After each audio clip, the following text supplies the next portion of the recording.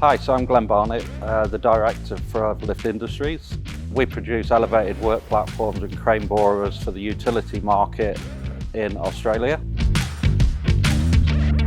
We were looking for a canvas system for our machinery.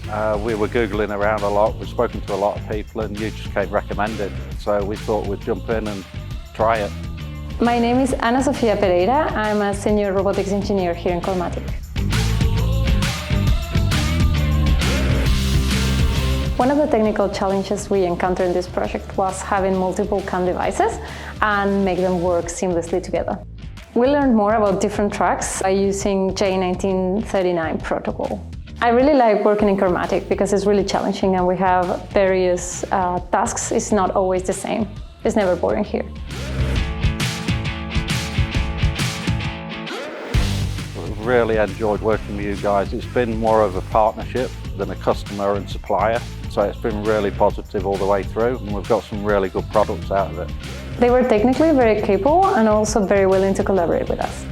It's brought us into the future. We've been using old technology up to now, and then suddenly having this canvas system has brought us to where our opposition is and beyond.